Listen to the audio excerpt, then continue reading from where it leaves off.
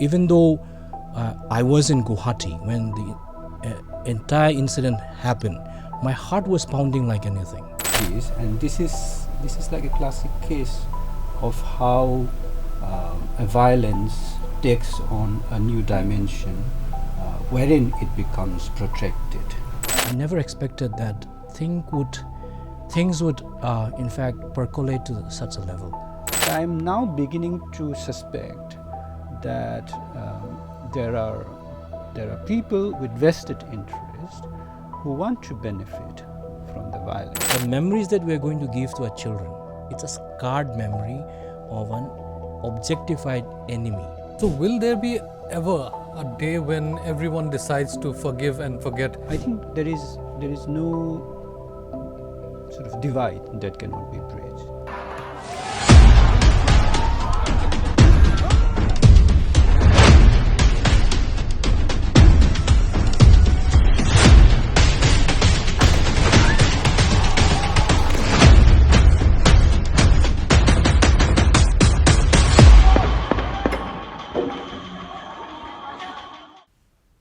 Hello and welcome to EastMojo. It has been over 2 months since violence broke out in Manipur. Over the period, thousands of people have been displaced and hundreds lost their lives. Yet, we are far from reaching a solution. I'm Kalyan Deb and today I bring you this special program called Peace for Manipur, where we will discuss the possible measures to restore peace in the beautiful state. In our studio today, I am being joined by historian and professor of the Tata Institute of Social Sciences, Guwahati, Dr. Jilangamba Yengkhom, and Dr. Thangzakhup Tombing, Assistant Professor of Law, National Law University and Judicial Academy. He is also the convener of the Center for Tribal Law, Policy and Justice. I also have with me Mr. Amit Kumar, Executive Editor of EastMojo. Hello and welcome, and thank you for joining us today. My first question is for Mr. Yengkhom. Did you expect the violence to continue for so long? And if yes, what were the signs that indicated that this could be a long-drawn war, or so to speak? Yeah, thanks, Kalyan. You have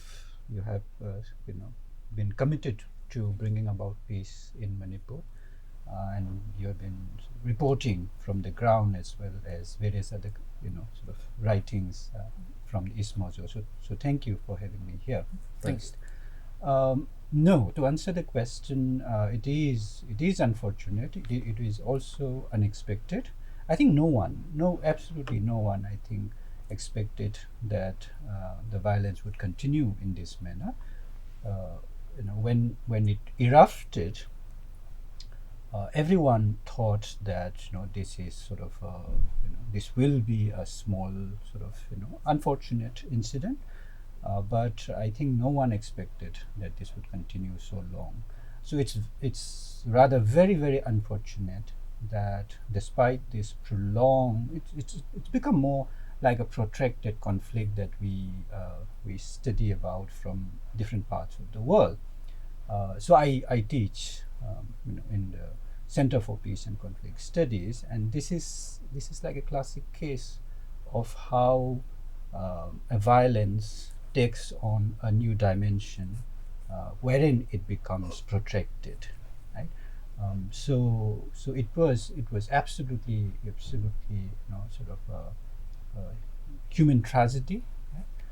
And I think it is very late, in fact, for everyone to come in and do the needful to bring about an end to this violence. Dr. Tombing, my next question is for you. Like if you see, right from the beginning, it became clear that the two communities were not seeing eye to eye. Were you surprised at how much distrust was among the two communities? To an extent, the distrust or the mistrust that has got manifested in this 70 days of unprecedented violence. I myself have grown up in Imphal, and most of my friends are from the valley communities. I never expected that things would in fact percolate to such a level. And somewhere when we look back, the the trending videos that we have seen, and some of the bites that are available, it seems to have a very strong, deep-rooted problems, which were never properly addressed and redressed also. And that might have to do with an idea of a constitution which did not really do much about what the indigenous tribal communities could become, but it has maybe in somewhere managed to keep them as who they are. And that narrative uh, has maybe created an idea of mistrust, distrust, and then also maybe has stressed the land and then the communities to a large extent. And therefore, the manifestation was not at all expected by anyone to that extent. Okay, Amit, I would like to like you to come in here. So we have been saying this repeatedly, and there have been reports as well that how this was an intelligence failure, the violence to erupt at such level and continuing for more than 2 months now. So, but at the same time, we have not seen any measure for restoring peace here. There has been no efforts to bring all the stakeholders to the table and start discussions at any point here. Yeah, I mean, as we were discussing just before the show, if you look back at what happened on May 3, then everybody has pointed May 3 as the, as if May 3 was the reason why Manipur is in the present state. I disagree with that, because my idea, in some way, I'm also trying to understand it from a different perspective, is that the High Court order, for example, if we go back to if we start with the ST demand, then we have to see where it originates, right? So the demand for the ST, the High Court order, was on March 27. However, it was not until April 20th where everybody started reacting, simply because the order went online on April 19th. In fact, UNC also, which is one of the, which is not directly a party here, but UNC also had a press release calling it an April 19 order. My thing is that if the order had come on the same day it went to the, it was produced in front of the court, on the matter kept for hearing on March 27, same day the order was also issued, which is unlikely in court. But that means between March 27 and May 3rd, there were 36 days. Not only did this, the state government not take adequate action, because it became very clear on 20th April itself that the tribal communities were not taking this demand, in the best manner, let's put it like that. Yet, this is also not a new demand, because if you look at the bodies that have been fighting for tribal rights for Manipur, they're like, the demand goes back to, like, there was this recent case goes back to 2013, for example. So it is something that has been, brewing in one way or the other. That is what happens with legal matters. They stay in the cold storage, and when they come up for hearing, all of a sudden. But that means there was a 36-day period between the court's order and May 3, which means that the state government not only not act accordingly, they could have simply, for example, appealed against the matter, for example, but they chose to stay quiet. In fact, as some of you probably you remember, May 3rd, in the valley, we had the vice president giving a speech the same day when Atsum was planning a rally in Chirachandpur. And let's also not forget that the rally was planned in all tribal areas. What was it that went wrong in Chirachandpur specifically? I mean, rally, at least the smaller versions of rallies were done in other parts also, but somehow we have turned May 3 as a turning point. But that is where I think a state level intelligence failure should be talked about. We may not need to blame them, but I see that has to be taken, because there was a little over a month and a week where the state government could have understood that what is happening may push the state in directions that is unwarranted, and the state did not act upon it, for whatever reasons. And instead, on May 3rd, on one hand we had the vice president talking about how Manipur has a powerhouse of sports, and about the development, but the tensions that were brewing in May 3 in different parts of the state are something that, and the smolders are still to be seen. In fact, I'd like to add to the question. The question about distrust or mistrust. Now, you both have talked about it. What I wanted to understand is, when the violence began, then the initial reaction was from both communities reacted differently, because the vantage points were different. But over the past 2 months, do you think that the level of distrust has gone much worse, or do you think that people are also trying to, like, this, for example, this a Meitei and a Kuki sitting and talking, this itself has become like unheard of, almost as if we are talking about, like, communities that have been at war with each other. But why has it taken us to go into July to even reach this point? Looking back like 60 or 70 days back, the what we see are only the manifestation, and before anything has happened, somebody has twisted the fact, the reality of the fabric of the reality that got twisted. Now when that got twisted, we do not know anymore what actually happened. So you say that twisted on purpose? God knows. So it got twisted, and then you create the narratives afterwards. And what we see is the reaction, and then these reactions were mind-boggling. Even though I was in Guwahati when the entire incident happened, my heart was pounding like anything. And at that time, I did not even understand what actually was happening. But after 70 days, I realized that some facts were twisted. Who twisted it, I do not know. But I know now that the manifestation has been so evil. It's very evil. And everybody seems to be mystified and do not know what is happening. And then there's a outpour of hatred, which has never happened. And then in my simple mind, in my humble mind, I was thinking that this may last a week, maybe, I was thinking, in my humble estimation, because I have trust in the state at that time. And Biren 2.0 and 1.0 was very popular. Yes. It's a fact also. Yeah. And his popularity transcended beyond the valley. Exactly. And his go to the hills were very successful as well. That's what we saw. That's why we Exactly. were also surprised at Exactly. But what changed, we do not know.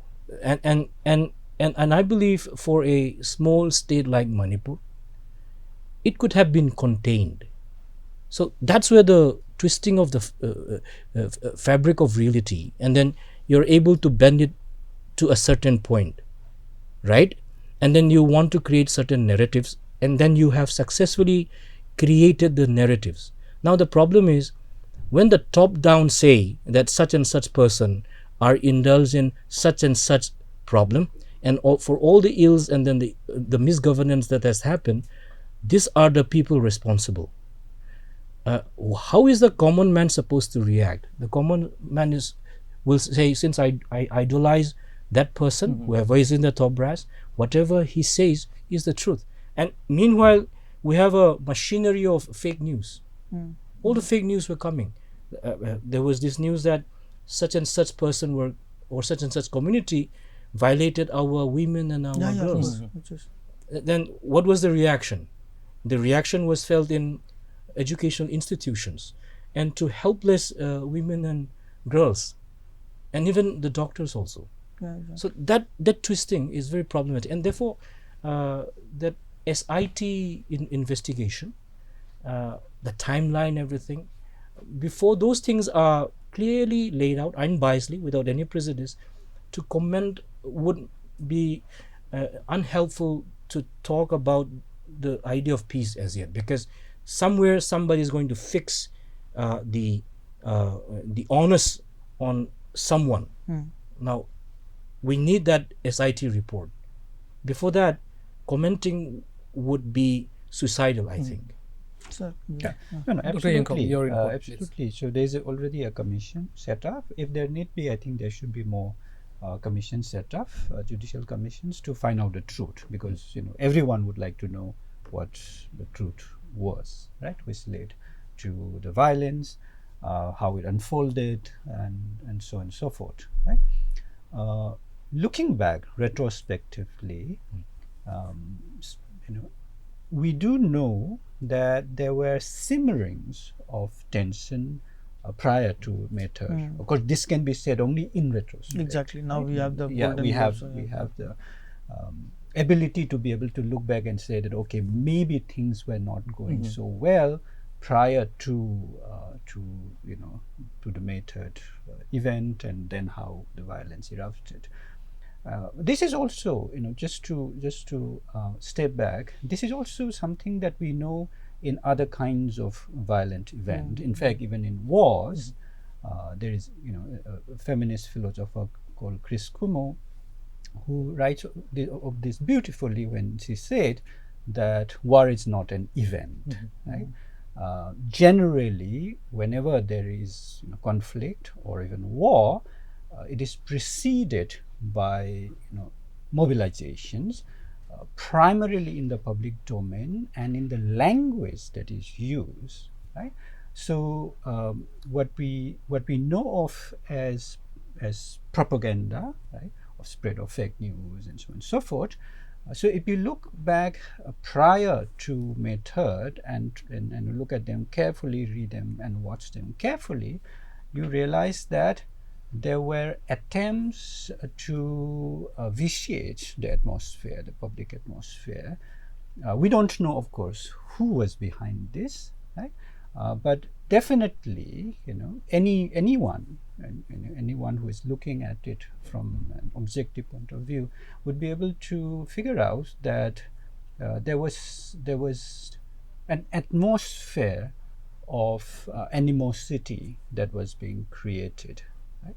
And which then led to the May 3rd incident, and then is able to prolong even after that, right?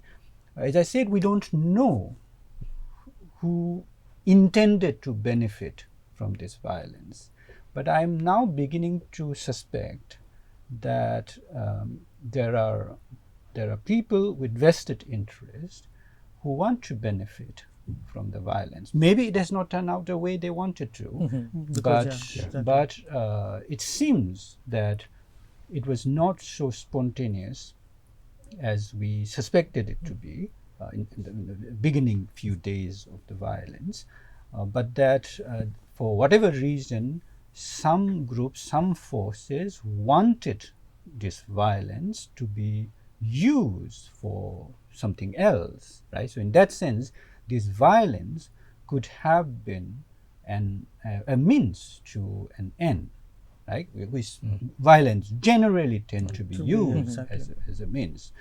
So even this, in that sense, could have been orchestrated. Okay, but Amit, I would like to come to you here. We were in Manipur just over a year ago. Yeah, exactly. Right before the elections. What we saw on the ground, we could not have possibly anticipated or expected things to go wrong at such scale. There was no sign of any kind of dispute among the communities there, or no one even talked about any kind of mistrust or any kind of ill notion about See, that's each the other. thing. Now we have the power of retrospect, right? Like now when I look back at it, for example, I'll give you an example. Just around 2021, that whole Hill Valley, like when we made the documentary on Hill Valley Divide, for example, at that time when we were talking about the Hill Valley Divide in terms of laws, we were taking what we also made a mistake is that we saw hill as one and valley as one. Now, for example, this violence is led where there are narrative that there is no unified hill, just as there is no unified valley, for example. But we made that mistake, for example, and I'll say that at that time we saw hills as like, okay, hills, all of it, because that's what we are told, right? Hill valley, which means like hill is not now, as we are seeing, for example, Ukhrul is not in the same situation as Churachandpur was or Chandel faced, for example. Now maybe that could have just been Manipur being Manipur, for example, because we also know that Manipur has a violent history amongst each other. We did a documentary, for example, on the violence related to elections. It is one of the most dangerous states in India. So that way, now that's what I'm saying. The power of retrospect allows us to do that. But now, I mean, we cannot always talk about the delve in the past. What I am also interested, since you said that you were in Guwahati, for example, but you could also not breathe. That was the fear, right? Pounding. Exactly. Pounding like anything. So the distance did not matter because everybody felt equally threatened, right? It does. At what point, what I wanted to understand from you guys, because you're also from there, there must have been some point where you're like, okay, now there is no going back. now this is here to stay, whether it is after 5 days or whether it is after 10 days? Do you have a particular event in your head or in your mind which you think like was like, in terms of the distrust? Well, no, I'm hopeful, right? I mean that's what I think we need in difficult situations. I think there is no sort of divide that cannot be bridged. Of course, it would take time.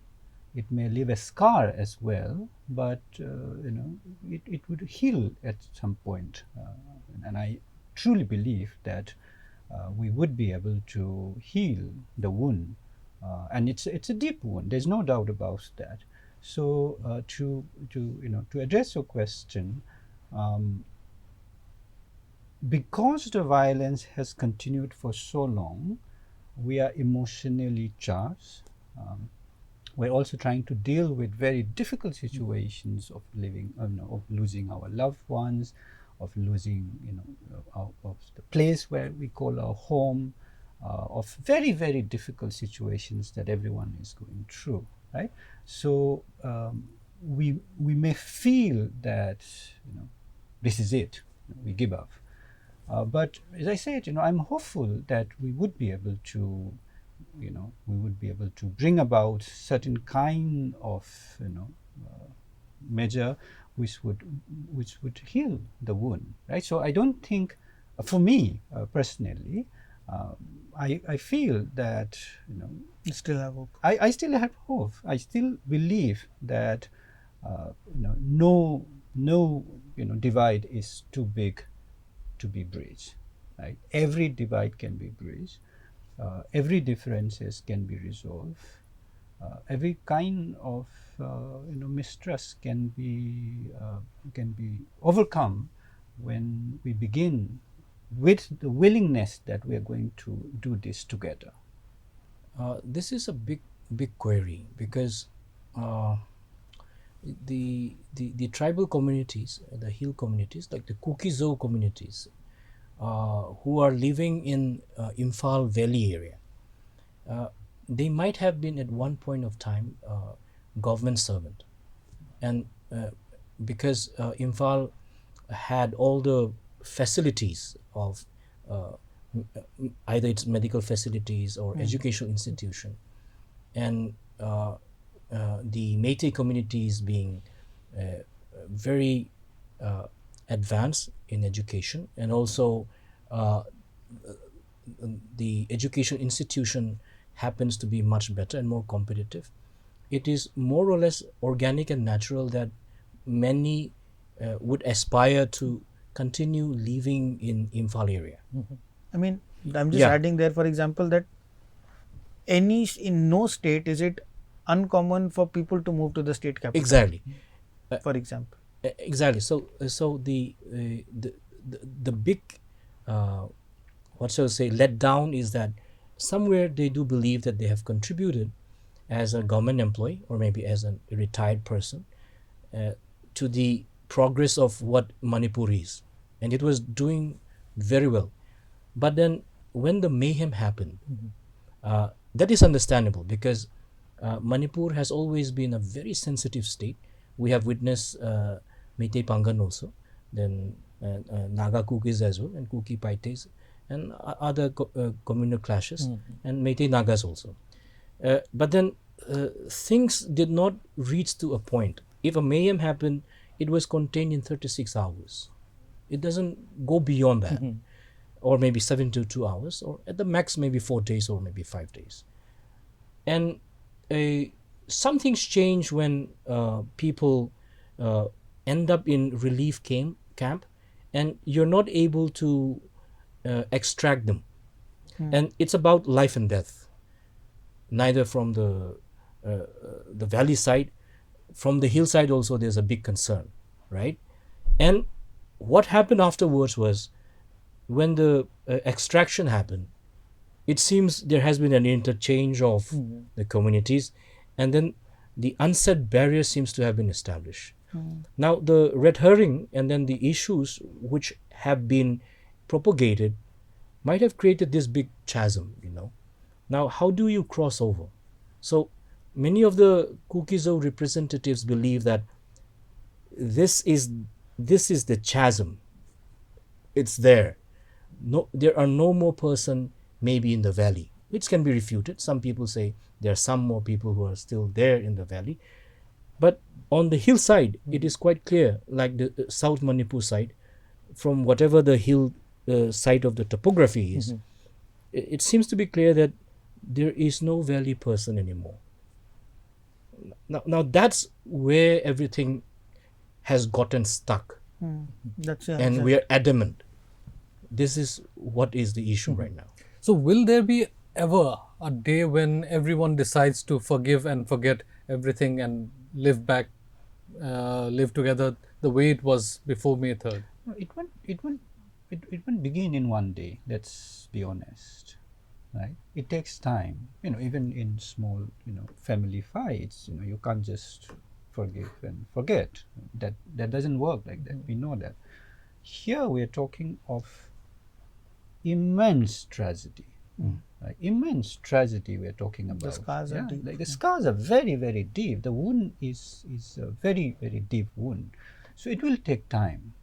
So we have to, if we really want to bring about a change, a transformation of the kind that you're talking about, the efforts have to be also equally more, because the wound is so deep, right? So it may take a long time.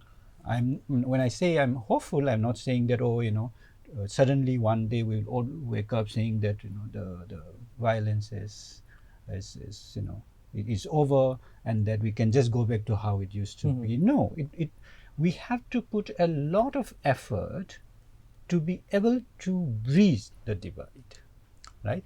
And that is going to take a lot of effort, time, energy, and also a willingness. That's because Right? no, because I just wanted to ask you both on this, because you guys have, as you said, you've grown up there, right? So now everybody who's lived in Manipur also knows that the road to justice is very, very tough.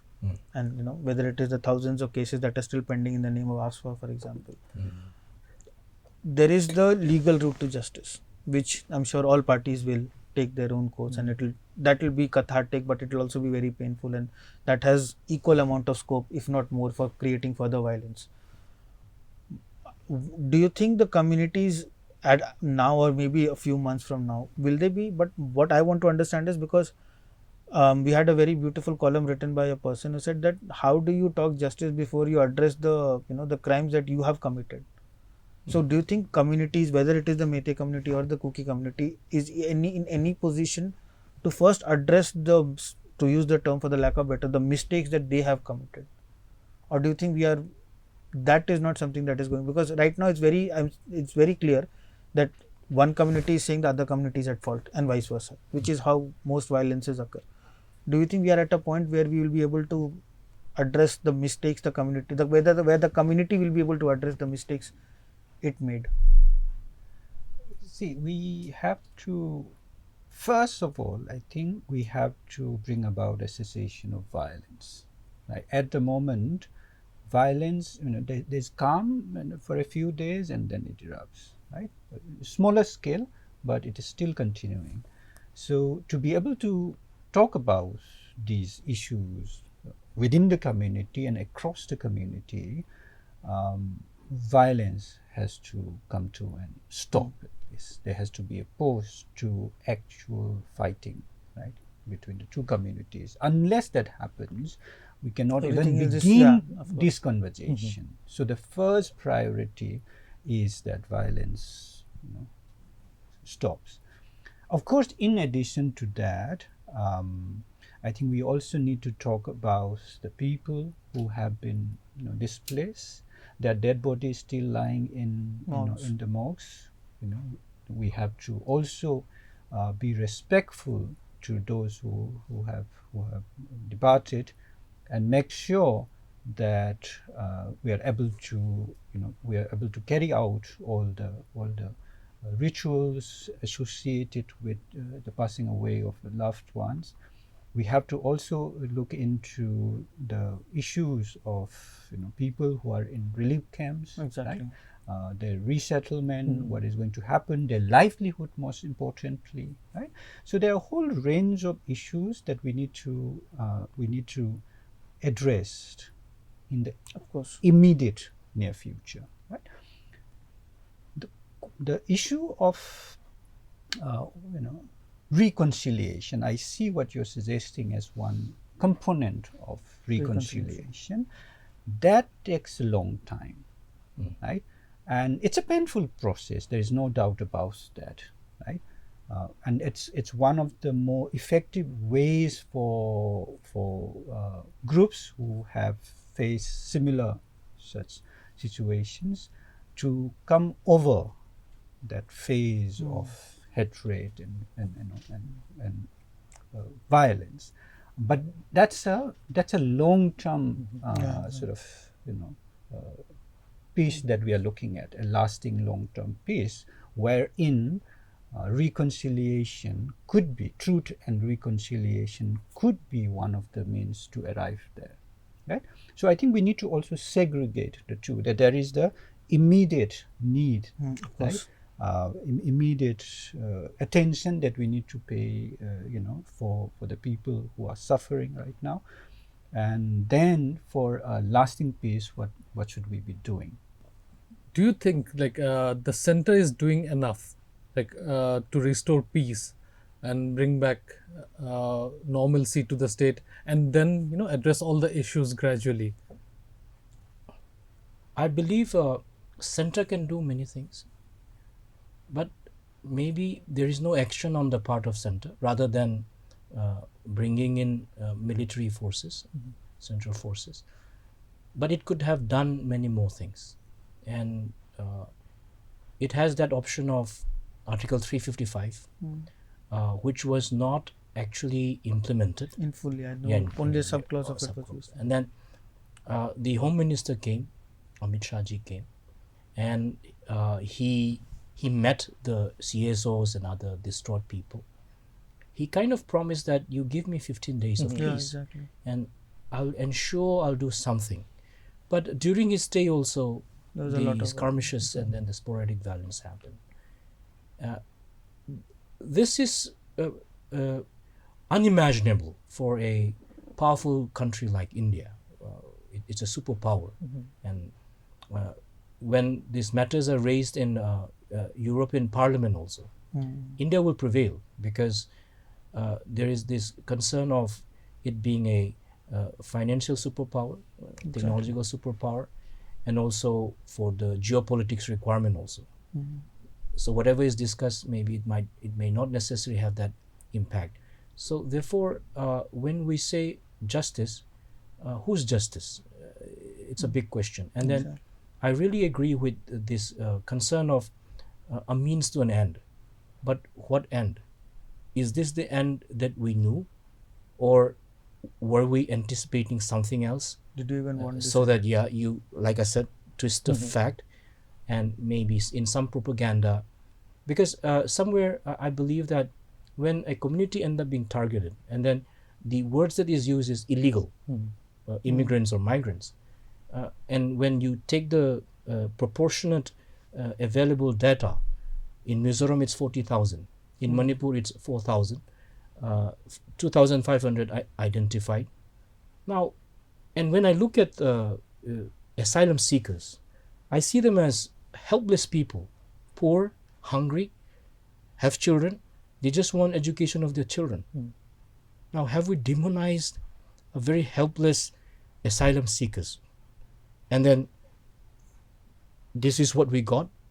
Is this the end that we are looking for? Is this chasm that the end we were anticipating? Because somewhere when the catharsis were played out in the Imphal Valley, many of the commoners now say, the CM has not delivered us anything. Now, what was that is supposed to be delivered? It's a big question. And is this the end? And then others are the means? And I find it very surprising that when Supreme Court was hearing this matter again, the Manipur Bar Association is now saying that it might be the Rohingya refugees, Muslim refugees. No, but that's now if we go into that side, then we are never coming back. Exactly, because that's what I'm saying. if we start like, I will not name the channel because everybody will know the name of that famous Hindi channel, but said Rohingya Musalmanon ne kiya Manipur ko barbad. And I'm like, even Arambai Tengol and Meitei Lepun have not said that these are Rohingya Muslims, because if you open the map of Myanmar, you will see that the Rohingya live in a region which is completely separate. But that's the thing, see, because we will come to that, like how we were discussing before, that the mainland only understands conflicts in certain terms. So there has to be communal. It has, the whole Hindu versus Christian. That's what initially it was started. It was a Hindu versus Christian, it was a tribal versus non-tribal, it was indigenous versus outside. When people say indigenous versus illegal, what I find funny is not technically, in reality, both communities are indigenous. Kukis are indigenous to their region and Meiteis are indigenous to the valley. So who is the outsider here then? Nobody. So these debates, of course, we'll come to that. What I wanted to understand from you guys also, one thing, especially since you both grew up in valley and that this is related to the valley. So for once, it's about a valley related question. See, anybody who's read the history of Manipur also knows that the situation may be slightly different in the hills, but the valley has always resisted militarization in some way or the other, always. Whether it is the 2004 incidents, even before that. Yet even if you go back to the British era. Exactly. So it's yet for a region that fought against militarization so much, it took 36 hours between May 3rd and May 5th, because they were in Churachandpur on May 5th, and we have footage of army rolling in after one truck after the other. There was a cavalcade of cavalcades. So you have 40,000 people who have walked in. I mean, not walked in, who have been brought in. And when we again look at the map of Manipur, Manipur is by no means the size of even Mizoram, let alone Assam. It's a relatively small state. In 400 kilometers, the state ends, for example. You will not go 400 kilometers from one end to the other. Now, if you take out the Naga territories, so Naga territories have relatively been untouched. Churachandpur, beyond Churachandpur towards Thanlon and all, those places have been relatively quieter. So when you look at the region of violence, it is mostly Imphal West, Bishnupur, Kangpokpi, and the places where the foothills come together with the hills. So foothills basically. So it's not as if we have not, to use the term, that we have not sent enough security forces. 40,000 should have been enough to take control. Yet for some reason, it's like the army is dealing with something that either the army is not aware of, or maybe the army has been not been told to deal. What, from your understanding, what has gone wrong that the security agencies in such numbers, such sophisticated weapons, UAVs, every day we get a press release saying that UAVs are manning the border. If you have so much technology, and India always likes to show that it is now a military superpower, right? Where do you think have they gone wrong, in the sense that we are not really talking about a 1,000 kilometer square area, talking about very small protracted areas of violence. What is it that army has not been able to do? I think with the deployment of so many armed forces, right? You have the state forces, you have the paramilitary forces, you have the army. Rough estimate is about 1 lakh. Including all of persons. those. So it's a huge number we're talking about. If you actually look at the population, yeah, right? That's what I was about to say. If you put it in context, you're talking about like 6-7% of the population. Some of the districts are not affected at all. Exactly. Right? Which means that maybe for every 10% you have one security personnel. It's a rough estimate. I may be wrong, but I'm just it's saying not. But if you think of it, like 28 to 30 lakh population, for example, out of which, if we take out about 40% of the Naga population, of course not everybody, but let's say we take out at least 3-4 districts. Churachandpur to Thanlon side, that side, for example, has been relatively peaceful. So you're not expecting huge, army deployment in this.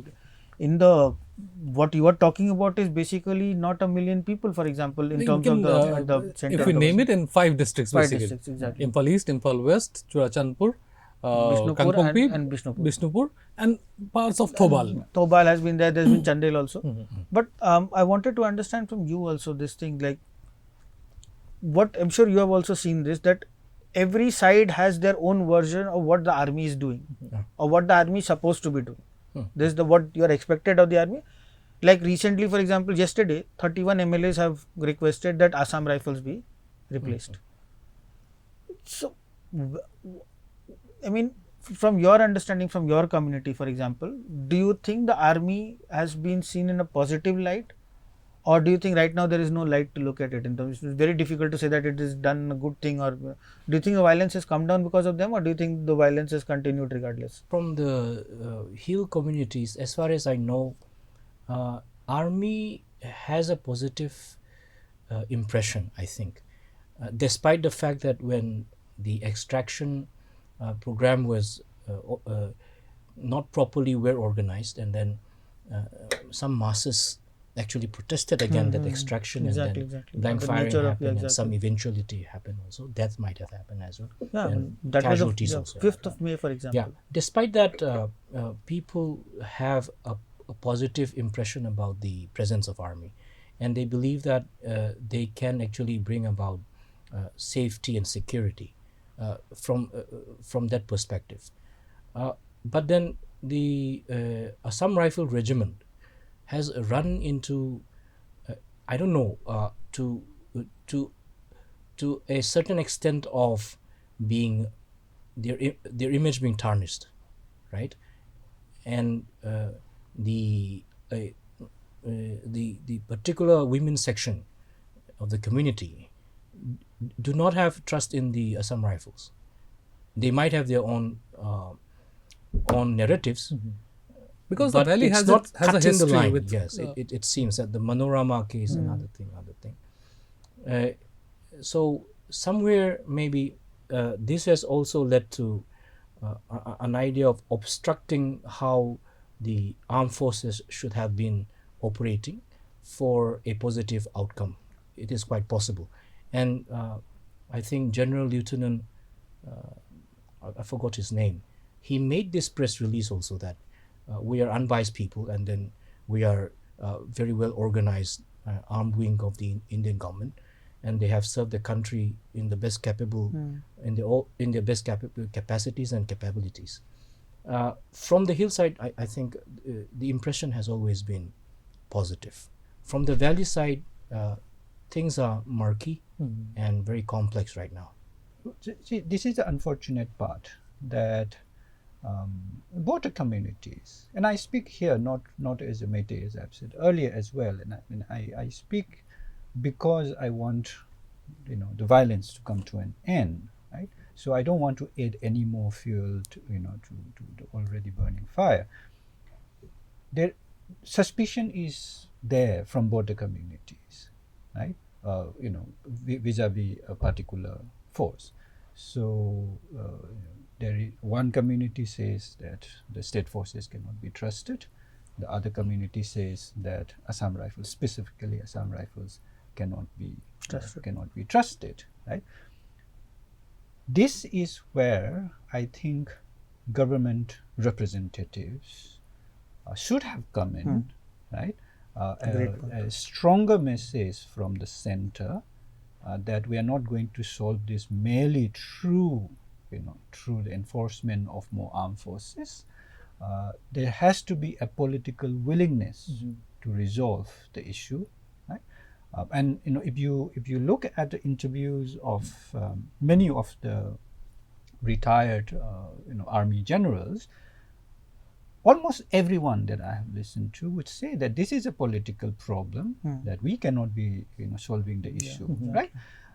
Which means that they also feel they also realize that they will not be able to bring about. So, is it fair to say the elected leaders who represent people from both the communities, rather than talking to the CSOs, talking to their people, talking to the people from their constituencies to bring normalcy back and bring all the people to the to a discussion, at least initiate a discussion, instead of doing that, they in fact added more fuel to the fire. They also got polarized with the situation. Of course, yeah, definitely. See, now we're talking of 31 MLAs writing to the Home Minister for replacement of certain section of the Assam Rifles which are deployed in Manipur, right? Before this, we must also remember that 10 MLAs, Exactly. publicly made statements. So these are elected representatives, right? They need to think about winning elections in the But in the just to coming cut you days. here, do you really think they're thinking about next elections, given that it's almost 4 and our society does not remember. We do not remember things that happened. Like I'm sorry if I cut you through, but I'm just thinking, do you really think they're thinking in terms of elections? Well, these are at the moment. career politicians. Fair. We must also remember that they will try to, take any this thing to their advantage. They have to be seen as the leaders of their own constituents. But right? so do you think the communities are seeing these people, continue to see them as their leaders, or do you think that mistrust, which is like, say, between there's a mistrust between, in say, a Meitei community against Kuki leaders, for example, or Kuki community against Meitei leaders, do you think even now the communities continue to trust their own leader? This is for both of you, this question. Do you think, like, for Because example, there was also a point of time when supporters of N. Biren Singh from the valley also wanted him to step down. I think in the valley it's a little more complicated, right? A little more complicated in the sense that we must remember that there are, of course, supporters of the elected representatives, not just the chief minister, but also other MLAs. of course, But you also have had incidents of their houses being vandalized. Exactly. In fact, one minister of state, R.K. Ranjan's house was burned down. Twice. Right? There are also, people who are angry against the elected representatives, right? For a variety of reasons, one of which is, of course, the frustration, I think. Frustration that people are suffering, as I said. People are suffering. People have been suffering for a very long time, especially in the foothill areas, right? So when you suffer for a very long time and you realize that not much has been done to calm down the situation, then you have to think of, okay, who will be able to bring about normalcy and bring about certain resemblance of peace to our lives, right? So they see the elected representatives as one of those forces we should be talking about, bringing peace. And I think people felt that they were not doing enough. Among the hills, as far as my observation is, the communities, they are in the process of, like Mr. Iraru would say, they're in the process of making their own history. So therefore, this politics and everything, and then how formal it is, and what is an idea of public servant, many people are not even aware also. Many people do not even know what it means to have an adult franchise. They do not know. So the politicians who get elected till this last state assembly election, they need not always necessarily have the qualification, nor are they charismatic. Maybe they're mere contractor because of money, power, or maybe some other contact. They became politicians. But in the last state assembly election, if you see, most of these politicians who were elected are high profile and highly educated also. And as a person from that part of the country, my aspiration was that since now I have educated people as a politician, and then who are going to lead the community forward, they would have vision, much better vision, and then they would deliver on governance. That's what I was thinking. We also have said that before the May 3rd, there was also an event of some skirmishes that happened within the community itself. And that also was a reflection of that maybe people are not really happy with the elected representatives. Now, what changed after May 3, one should understand, is that after May 3, it's about life and death issue. Okay, it's about life and death issue for whoever is stuck in the Imphal Valley, and people are running after their life, etc. There, some of the MLAs have actually risked their life to give that necessary protection. And one MLA, BJP MLA, the Thanlon got MLA. brutally attacked. He has survived somehow, but he's paralyzed. And then the Thanlon yeah, MLA. he's not normal. Mr. Vungjagin. Now, for the people, he made that attempt to protect his people's safety and security.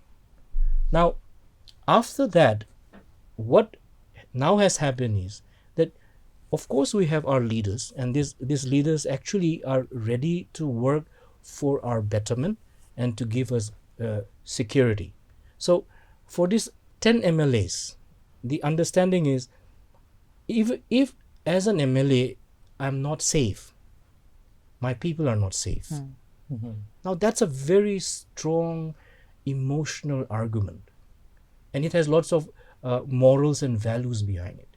Safety and security of my people. And it seems to be true after 70 days also. This fact cannot be taken away. Now, when that fact is still existing after 70 days, in coming months it's going to get cemented. And anyone who do not stand on that value system may be treated as otherwise. So how do you make a U-turn and say otherwise? Yeah, like for now, for example, for Kuki MLAs, for example, they cannot talk about a united Manipur, for example, given that they have talked about separate admin or that kind of. Or I mean, maybe I'm wrong over here. As a guardian of the sentiments of the people whose aspiration has been shattered, lives have been taken away, people have been brutalized. As a guardian and as a representative, that's the sentiment. And as a representative, maybe that is the sentiments that they uphold as well. And that is where nobody is questioning them also. But Mr. Tombing, I have a question here as well. For example, if someone from the Kuki community wants a united Manipur, like it was before Meitei, is there a scare among them of being outcasted by their leaders, by the church leaders, or by the community leaders or the village elders, if they speak up for a united Manipur? Village elders are not very sophisticated people. Church leaders should not talk war. They should talk peace, forgiveness. And I think they have. That's what they have done also. And that's what they should do. Which other leader? I'm sorry for saying church leaders, in fact. Yeah, because which other leader are there? They are the only one. Exactly. And because I sound to be reiterating the same thing, that after 70 days, no one can enter Imphal. No one can come from Imphal to Chuchanpur. Even the CM is not able to. Now that's going to get cemented in the heart and mind. Like Sir has said, the memories that we are going to give to our children, it's a scarred memory of an objectified enemy. And these young people, after 20 years, when they come at the forefront, that divisive hatred will still be there in their heart if it's not healed. Time is running out. 70 days, it's getting concretized, cemented. The chasm is widening. It's not good for anyone. No, absolutely. I think the longer we allow this to continue, this to prolong, it is going to be more and more difficult for everyone. And also, my fear is that once it's allowed to continue for a very long time, sensible voices in border communities will not be able to make their voice heard. But it will be taken over by people who will have very, for lack of a better word, very radical, opinion, and to be able to talk about peace, to be able to talk about better future is going to be almost impossible if we allow this to fester. It's like a wound. So if we don't treat the The wound turns into gangrene, Gangrene, and yes, then cut it is off. going exactly. to it And will fester. the- There is no the- doubt about that. Do you think that this has become a death nail for a already broken Manipur economy, or do you think that in this debate that is not what we should be concerned about for now? We are looking at a very, very difficult future. Even There's the no sowing doubt. season has been Yeah, absolutely exactly. delayed, That's- right? It's that's the wrecked. one element I also wanted to bring up. See, you had 2 years of COVID, Exactly. where people's livelihood was people suffered, especially the poor people, and Manipur has one of the highest Unemployment rates. unemployment, but also people below poverty. 37% almost. Very high. So if you look at the Niti Aayog, published report in the multiple poverty index, Manipur is doing very bad. Exactly. It One of the was worst doing very bad prior to the violence. Then you had COVID, Mhm. 2 years. Last year was devastation in terms of agriculture. So anyone who knows agriculture would be able to tell you that the harvest was so horrible in many parts of Manipur that many of the small farmers did not even harvest because they were the amount of money that would be spent in harvesting would was be not less than exactly what you're going to recover from the crops. It was a total crop failure, and then we're already late for this season, right? So a large majority of the people who are small farmers, who are laborers, who work as agricultural laborers, and I'm talking across, Yeah, of not course. just Yeah, Meitei Kuki, but also other communities as well, right? So that is going to get affected. So it will add more to the already existing problem. So I'm not talking only about opportunities in the urban areas for the educated. Even the rural areas are no better. In the rural areas, in fact, it's going to be worse. Exactly. Right? So the poverty is going to. So we are looking at a possibility of a famine, for instance, if intervention is not made right now, and that's something which we should consider very seriously as to why everyone, right, from the central government to civil society organizations to community leaders, intellectuals, everyone has to actually think of this issue, the possibility in the future, and once that happens, it's not going to be on community basis, that it will cut across community lines, and because poor people are poor people, irrespective of which community. Poverty sees no community. Yeah, which community you belong to, and everyone, irrespective of which community you belong to, they will be affected. As I said, even those communities which are not involved in the conflict, they are going to be affected if there is an economic crisis. So we're looking at a very bleak future. Yes. Dr. Tombing. Yeah. Wherever I went for any meeting, etc., national institution, etc., when it comes to the Northeast indigenous tribal communities, the term that is used is Mongoloid looking communities, right? So let's accept this fact that there's a racial differences. Now, this could have been an asset for India with regard to its diversity and that its Southeast Asia policy, etc. also. Act East, look East, Yeah, whatever you call it. etc. So, but then what has happened in the sorry state of the idea of the larger Mongoloid looking people of Northeast India is that somewhere through certain constitutional mechanism, there's a belief that they are who they are, right? And there's a presumption that they are this because they are this, right? So that is what is the protection in the constitution. But this is a maternalistic instinct. There has to be a paternalistic instinct. The idea should now be who they can become. That is very important. And this is starkly missing for 70 years. And one of the reasons I found is that in during independence, India's literacy rate was only 16%, right? Now, if you look at the northeast tribal communities or maybe other communities, Mongoloid-looking communities, in most of the states, it is 70% plus literacy. Since I'm from the legal community, a case called Ratan Singh versus State of Nagaland, there Justice Hidayatullah has said, this people and this area is backward, so therefore the letter and spirit of the law is not required, right?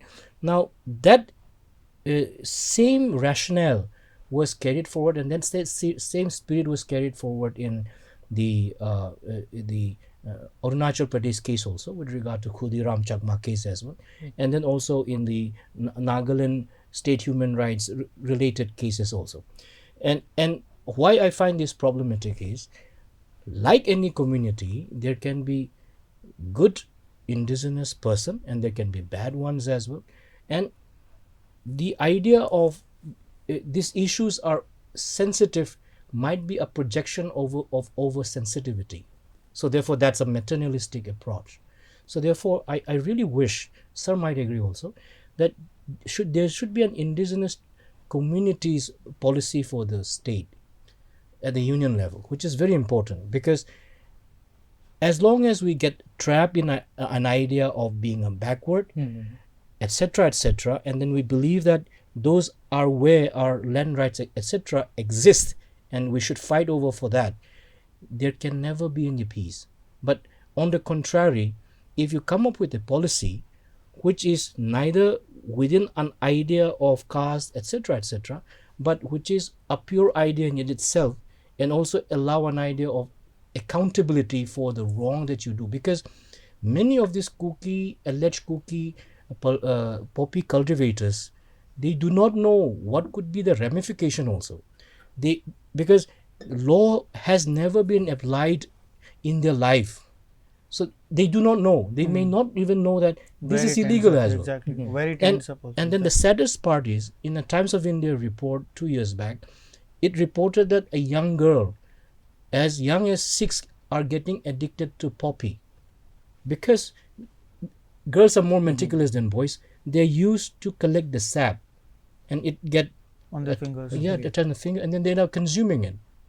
What are we doing to our communities, So therefore, let's accept that there are racial distinction of communities, and therefore there has to be an idea of indigenous communities policy that should cut across the communities, and we should stop this maternalistic approach of a community, but allow people to become who they are. We are complex people now, very sophisticated people now. And then state like Manipur, Mizoram, Arunachal Pradesh, Meghalaya, Nagaland, the top brass to the lowest common man are all these communities. Can they still be treated as somebody who is who they are 70 years back? It's not. Exactly. It's a complex communities now. Exactly. And just to put within the context of how it's been from the time of India's independence, to for instance, political scientist Sanjeev Barua calls these generals as governors. The way in which the central government, the Indian state, has looked at the Northeast is through the prism of strategic significance. That's what matters to New Delhi, right? So it's not about the people. It's not about looking after the welfare of the people. It's because the place happens to be strategically important. So it's always been one of security experts overriding all of the concerns when it comes to the Northeast, right? So what that has meant is also that the aspirations of the people, the concerns of the people, the challenges that people face, those are not significant. So when we talk about lack of development, we need to also put that within the context of how New Delhi has looked at the place and the people.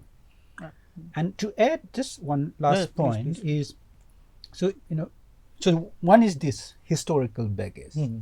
On top of that, suddenly, or not so suddenly, of course, but over the last few decades, beginning from the early 90s of when India opened up its economy, India wanted to have economic ties with its eastern neighbors.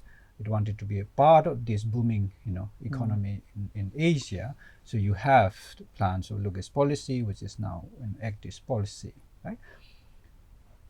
So if you look at some of the ways in which the region is talked about, right? We are talked about as a corridor. Yes. We're talked about as a bridgehead. Necks, chicken Right? necks. So Necks corridor. what is a corridor? Corridor are people who don't live in your family. They live in the corridor, right? Oh yeah. Okay. So they don't live in the rooms. People in your family, they stay in the rooms, Exactly. right? Yeah. People who It's a are in pertinent between, point, they stay Yeah. in the corridor. So I mean, think of it. It's- Corridor is only meant to connect two places, Exactly. right? places, Like, exactly. you So know, we nobody are chills in the corridor. You we go are from point A corridor to point. dwellers, Right. whether we like it or not. So I think we need to. So when Have we a talk change about of perspective. we need to think. And what Dr. Tombing has just said. We need to also be able to realize that this is 21st century.